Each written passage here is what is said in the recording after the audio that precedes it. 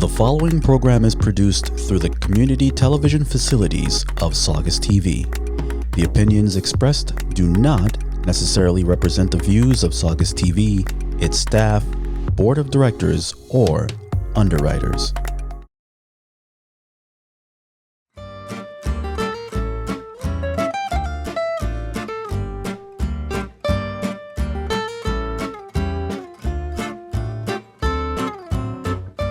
Hello, my friend. Welcome to another episode of the return of the Disgruntled Italian. In this episode, we are going to talk about some news printed on the Sunday Boston Globe of August 17, 2025. There are a couple of them that are interesting. It's like the fight in between the administration and the Ivy League schools, which is a very, very concerning subject. And then we have the decision of RFK Jr. and the hostility that he had for the vaccine and all that. With this administration, I believe that the best thing to do, to not to be misguided from them or try to know what their final object is, it's more likely don't listen to what they say, but just look at what they do, because the actions are clearer than any words. And an image, it's worth 1,000 words. So, let's see. I have a few subjects. So, the best situation is, I'll grab the first section of the Boston Globe, which is a nice newspaper. And that it makes me look like I am a Democratic guy and not a Republican. Actually, I am an independent guy, and I can see there could be a couple of things can be improved on the Democratic Party too. While the Republican Party, it's more likely than a couple of things, but like everything else, nothing is perfect. So, and we start with the first front page here. They say, Inside the War on Harvard. So the title goes, The Power Dynamic Blurred. So, and then it goes with under the title, says, with billions at stake, Trump's offensive against elite school tastes two accomplished academics whose careers were long bound together.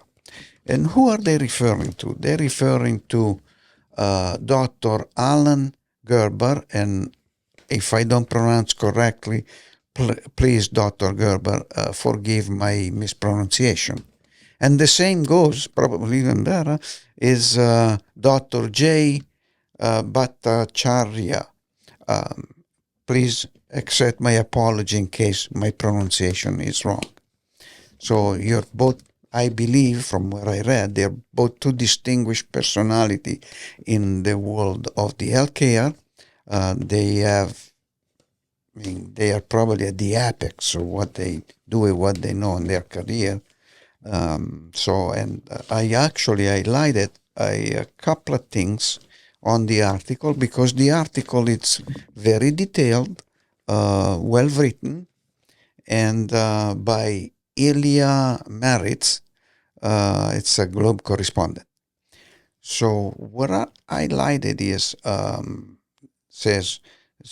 talking about a May 6th letter, which has been defined as is but one document in a fast-growing body of hostile communication from Washington. Yet, it points to something significant. Two of the frontline adversaries are bound by deep social tie and share academic interest in the money side of medicine. Garber and Bhattacharya have co-authored nearly a dozen academic papers, and so let's go, that goes for page 14. So they know each other. They know each other for a long time, and it's an easy assumption on my side that they are friends. I think they are friends, been like that for so long. It's hard to imagine that they are not friends. So I think I'm right, but if I'm not right, sorry. Okay, here we go. Then on page 14, where is the rest of the page 14 and page 15, the rest of the articles are. And it shows two pictures. One is with the National Institute of Health Director J. Bhattacharya, sorry, Dr. Bhattacharya, with I gotta call him President Trump at the White House. And the other picture, it's Dr. Alan Garber, president of Harvard, at the school commencement in May. So there are two pictures. They don't speak by themselves, those pictures. They convey an image, they convey an idea, but maybe not without maybe. There is a lot more behind those two pictures. So, and there is another part which I highlighted that says the relationship is so meaningful to Bhattacharya that after he was nominated by President-elect Trump to lead the National Institute of Health, Bhattacharya asked Dr. Garber to introduce him at the Senate confirmation hearing. So that shows how close or how friendly they are and how they respect each other. So, and I'm glad to see that because it gives a very good legitimacy to this problem that Trump, sorry, I can't call him president. Trump is still training. Trump is, how do you say,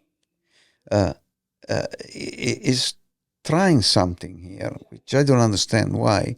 Is putting two parties one against the other with those bad decisions that he makes, instead to help the academic world, is making them more difficult.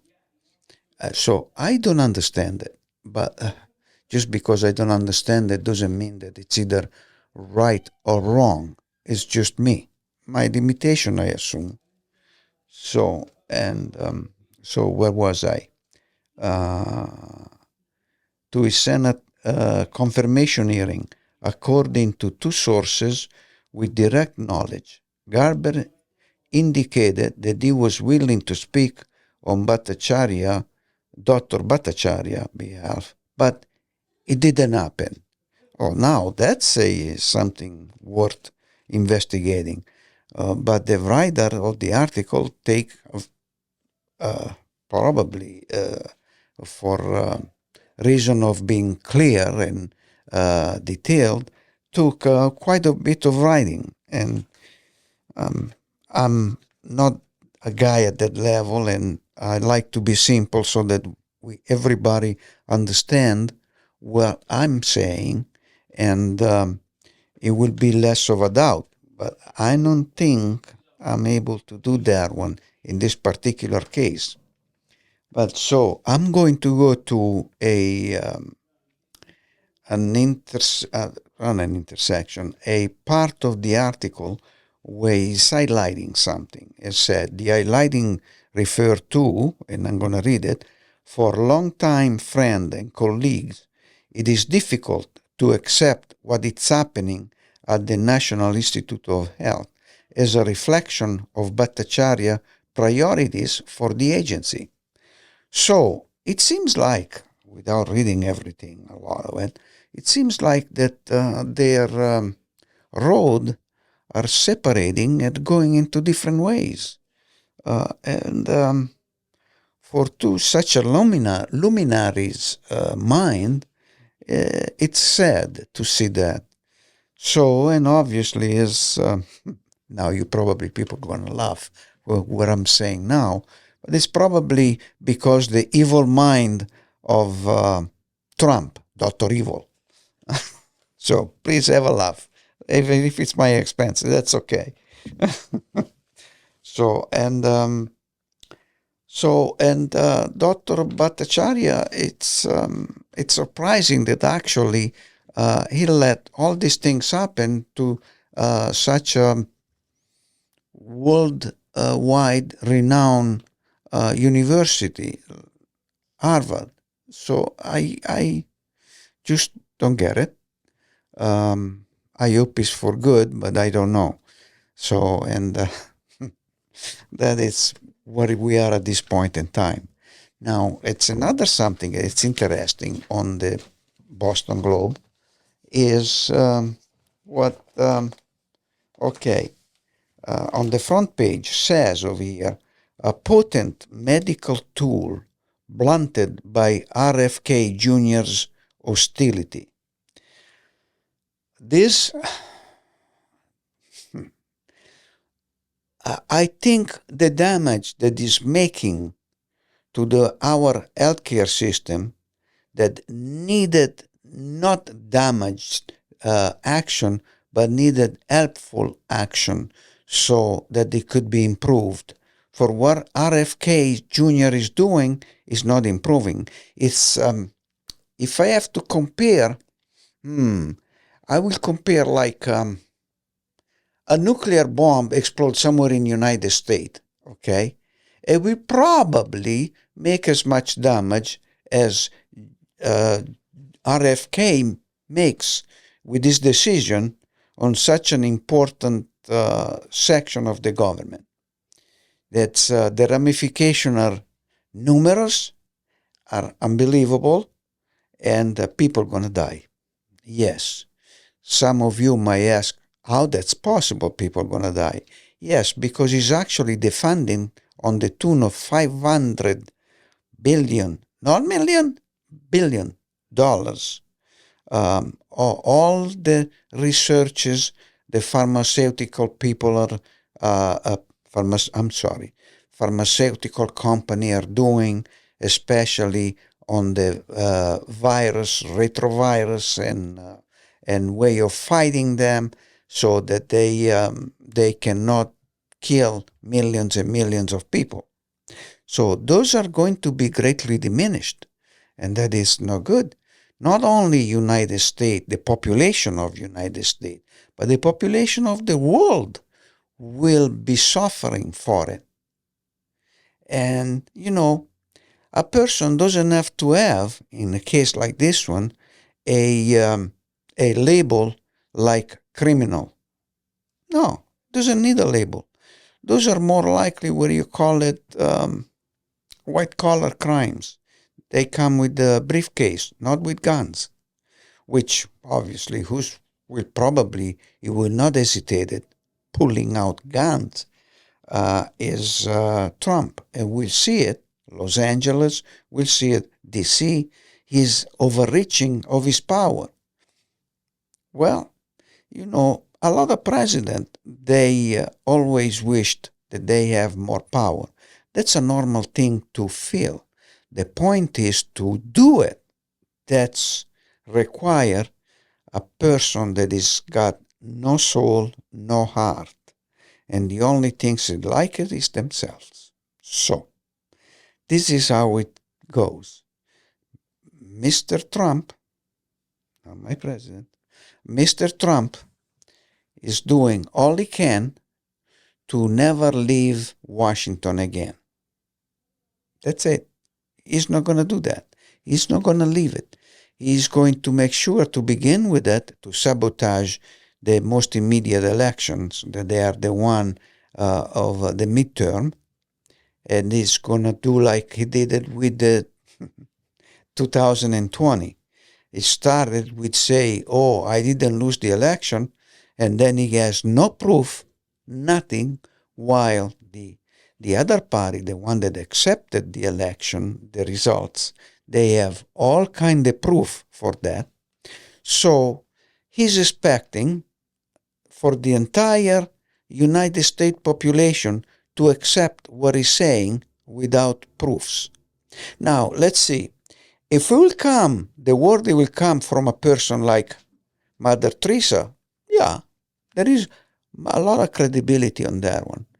But if it comes from a person that is got convicted of 34 felony, okay, and he's got indicted for 92 or 91 of them, so I think I find a hard time to believe anything he says, anything. I don't even understand why the leader of the world, they give so much importance of what he says, to a point that when he asks for a summit, they all go. Well, okay, you all go. Let's say reach a X agreement. Yeah, X agreement. I don't know. It can be for any reason. And it says, okay, this is what we're going to do. With the guy that give over 30,000, in my underestimating, over 30,000 lies, you believe what he says? Come on. You better have plan B ready for action. Not just go on what he says. Have plan B. This is my suggestion to all the leaders, European, like with the English leader, the French leader, German leader. Zelensky, please have plan B at hand. And the Italian Giorgia Meloni, I don't know, she'll go with the wind. Anyway, the wind turn, she goes with it. So it's another one. And then the Spain leader and other people, because over 30 countries. I don't understand it. But hey, evidently power and money makes things more acceptable than the poor guy that tried to say, hey, this is what it is, this is what we're supposed to do. This is how we suffer. Nobody cares about that. Anyway, this is part of the newspaper.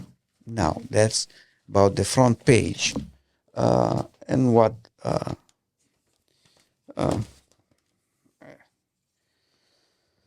okay. Now, what is said, there is many people here in the United States that are asking why Trump is sends the National Guard to Washington, D.C. Now, that reminds me of I believe it was, now, I wasn't born in those days, so I could be off a year or two, but it would be like 1922, 23, or maybe 24, when Mussolini decided to have the March on Rome, people starting from Milan, every corner of Italy. And this march, it was not just a symbolic march. It was a march. People were getting there in any which way they could. Okay? People. So, and this is a reminder to me of him first in 2020 at the elliptic say, oh, you gotta go to Congress or you might don't have a country anymore. So, and here he goes, a whole bunch of people that they believe everything they say. They actually are hanging from Trump's lips in order, and they take it as a gospel truth, everything he says. Those people, well, maybe they are not quite well, who knows?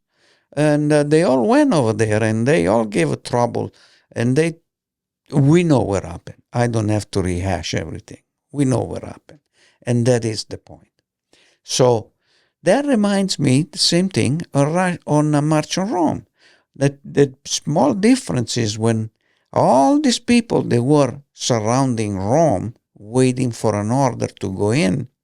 Okay, on the hills of Rome there was the army, and the army is under the command of those days of Victor Emmanuel III, and he have a choice. And that it's remind me as a similarity, the Supreme Court over here. So King Victor Emmanuel III had a choice, either to send in the troop and send everybody back home, or he took the other one. Says, okay, let's go and see what happened. And here it what happened. We know the rest of it. It's history. Okay, started pretty good.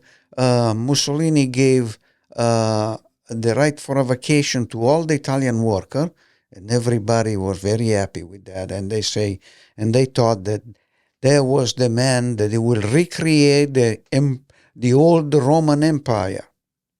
Now, I can go on and delve on more of that stuff, but it's history, so I'm assuming a lot of people know. And the outcome was that nothing of that happened. And 1945, Italy, even before that, when it's a complicated capitulation of Italy, there was from that one to an armistice, to a stop of fight, and the German army became, all the 11 division in Italy became from ally to occupier.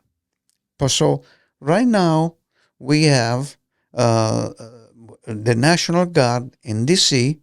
that they act like occupier. They are in it because the Supreme Court, with their IQ, probably all these 6 guys combined, they cannot even reach my own one, which is not that high anyway.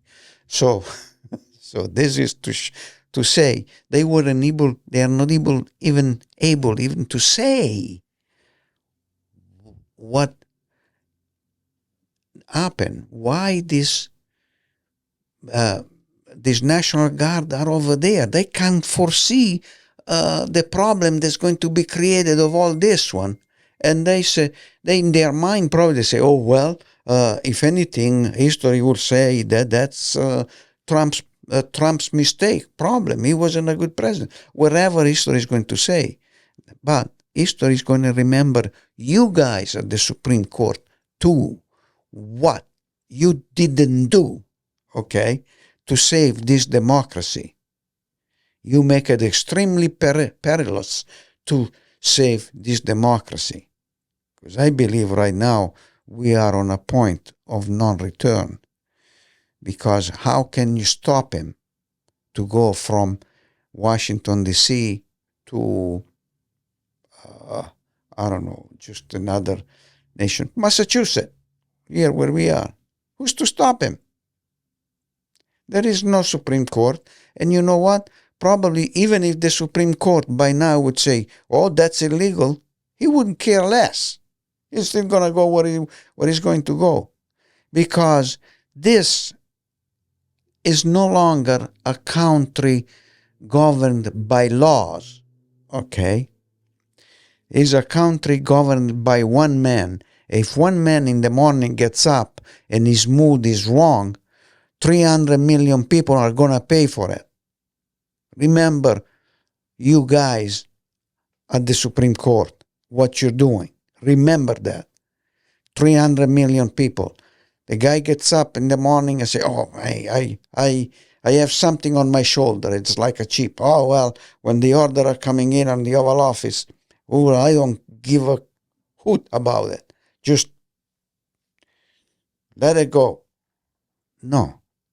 Instead, a country governed by law, those laws are on paper, black ink on white paper. They can show how we're going to do things.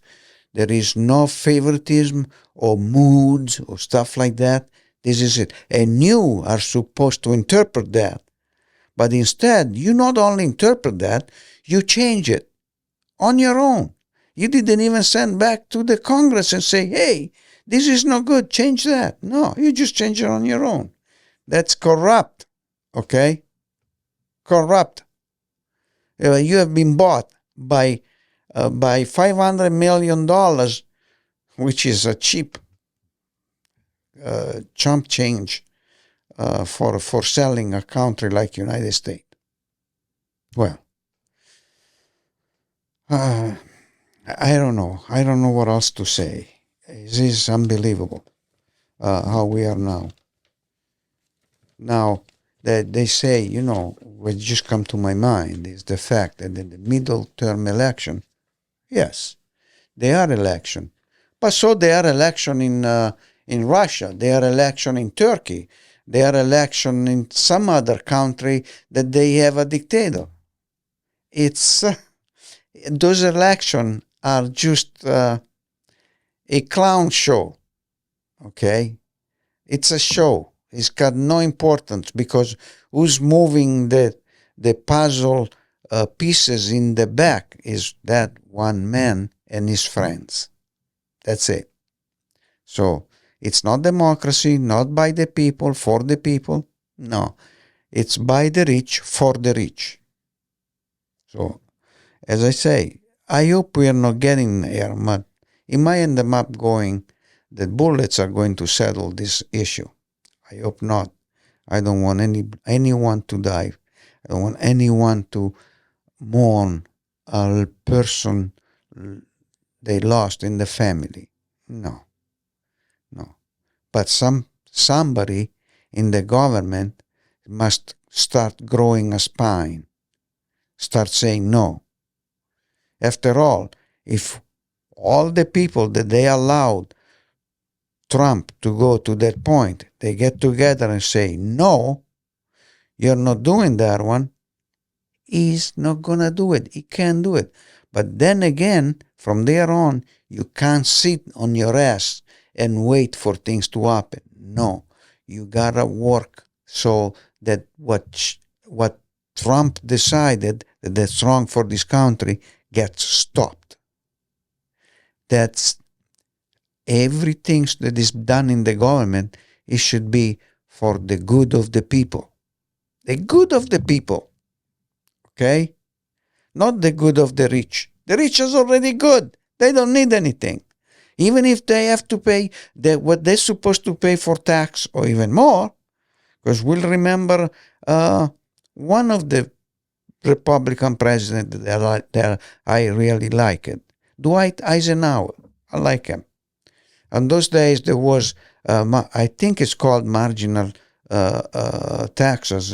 It's 90-something% versus the 17-18% now. Come on. How much more rich they should be? How many boats? How many aeroplanes? How many mansions? How many, spending money in their pocket? My God. Expensive car, they can have it. But they still are so much beyond that. They don't need to be any more rich. Some of them, they're even honest to say, please tax us because we got plenty money anyway. So, what is this Republican? At any cost, they got to cut tax for the rich. What is it? Please. I'm a person. I have my feeling. And when I see this stuff, it goes beyond any feeling, beyond anything. It is actually mashing up my brain that I can't even think straight anymore. That's not right. This is not how these people, they are in Washington, they are supposed to act. No, they do it only for the preservation of their nice, comfy seats in the government. And then when it comes down, they have beautiful health care, their own particular health care, that they will never give it for the American people. Never. So, why that they don't want to give to the American people, why they take it?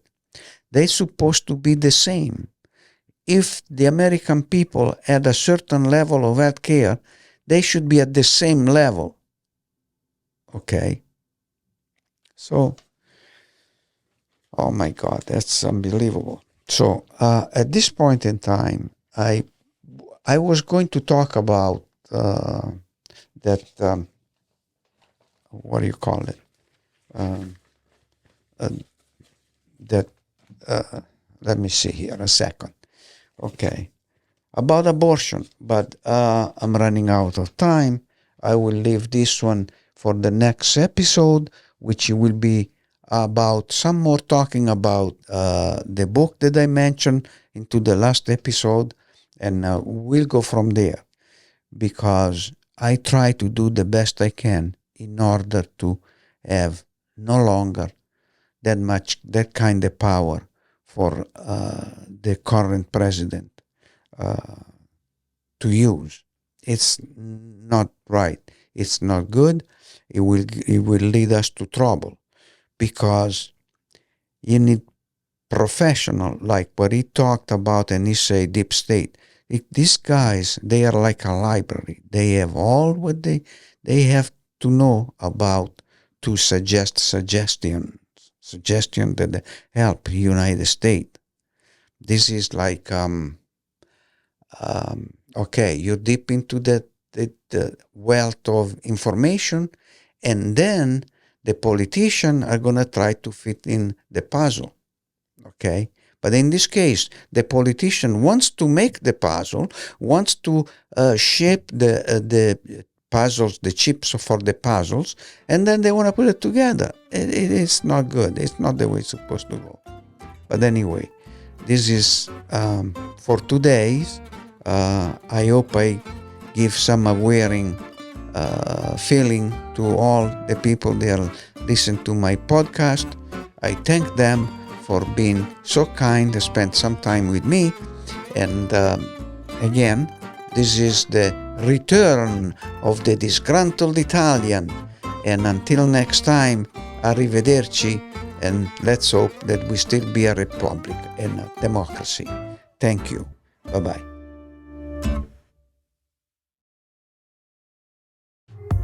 The preceding program was produced through the community television facilities of Saugus TV. The opinions expressed do not necessarily represent the views of Saugus TV, its staff, board of directors, or underwriters.